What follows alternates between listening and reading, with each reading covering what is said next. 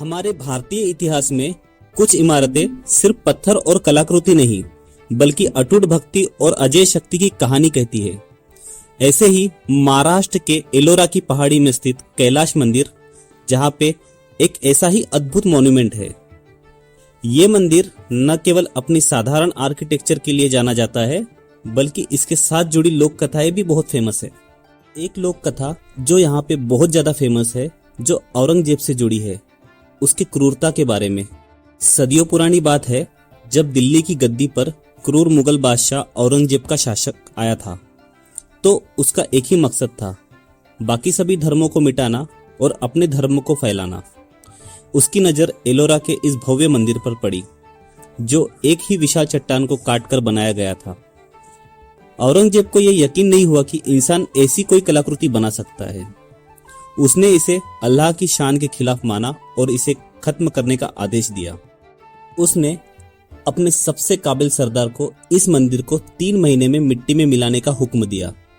सरदार ने अपने सबसे कुशल कारीगर और सैनिक इस काम पर लगा दिए, लेकिन 3 महीने बीत जाने के बाद भी मंदिर का एक भी हिस्सा नहीं तोड़ पाए। मंदिर की दीवारें इतनी मजबूत थी कि औजार टकरा कर वापस आ जाती थी और सैनिक चोटिल हो जाते थे। यहां तक कि जब उन्हें बारूद का इस्तेमाल करने की कोशिश की तो बारिश आ जाती थी और बारिश और हवा उसके बारूद को बार बार गीला कर देती थी। तो इस तरह लगातार 3 साल की कोशिशों के बाद भी औरंगजेब के सैनिक कुछ ही मूर्तियों को तोड़ पाए, पर मंदिर अपनी अखंडता के साथ अभी भी वहीं पर खड़ा है। आखिरकार अपनी हार को स्वीकारते हुए औरंगजेब को अपना आदेश वापस लेना पड़ा।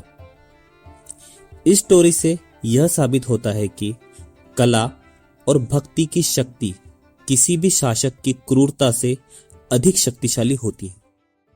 तो चलते हैं और जानते हैं मंदिर के आर्किटेक्ट के बारे में और देखते हैं मंदिर अभी कैसा दिखाई देता है। मंदिर के प्रवेश द्वार पर 2 मंजिला गोपुरम है, जिसके किनारों पर शैव और वैष्णव देवताओं की सुंदर मूर्तियां हैं।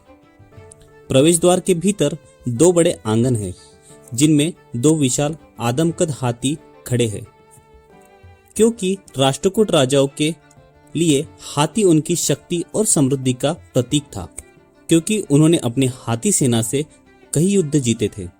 जैसे ही मुख्य द्वार में प्रवेश करने के बाद हमें कमल के फूल पर बैठी गजलक्ष्मी की नक्काशीदार मूर्ति दिखाई देती है।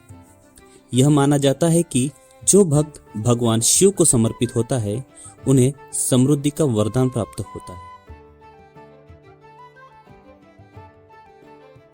और जैसे ही हम आगे बढ़ते हैं, हम देखते हैं मंदिर की बाहरी दीवारों पर महाभारत और रामायण के दृश्यों को खूबसूरती से उकेरा गया है।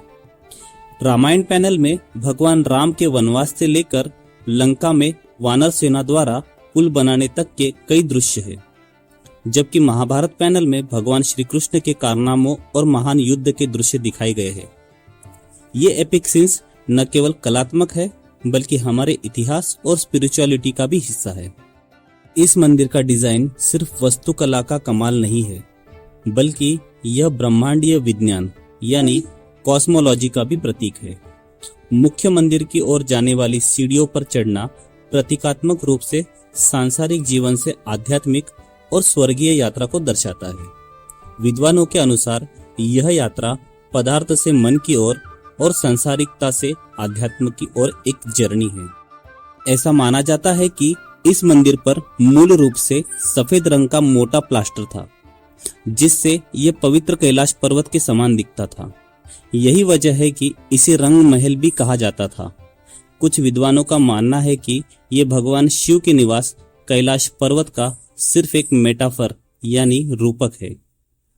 और एक अन्य विचार ये है कि मंदिर को यह नाम दक्षिणी हिस्से में मौजूद रावण अनुग्रह मूर्ति की शानदार प्रतिमा के कारण मिला।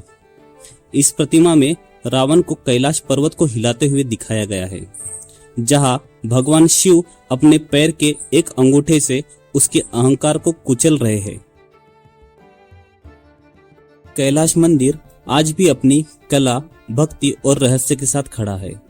यह हमें सिखाता है कि कुछ क्रिएशन सिर्फ पत्थर नहीं बल्कि एक पूरी कहानी होती है, एक ऐसी कहानी जो अभी भी अमर है। ये हमें याद दिलाता है कि कला और भक्ति की शक्ति सबसे बड़ी होती है और मुझे भरोसा है ये अद्भुत हेरिटेज हमारे आने वाले जनरेशन को भी प्रेरित करता रहेगा। तो दोस्तों, ये थी हमारी कैलाश टेम्पल के ऊपर एक डॉक्यूमेंट्री।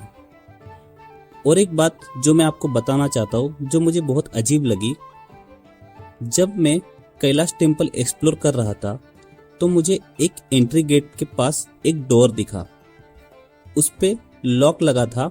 साइड में बैठे वॉचमैन को मैंने पूछा तो उसने बताया यहाँ पे एंट्री मना है। मैंने पूछा क्यों?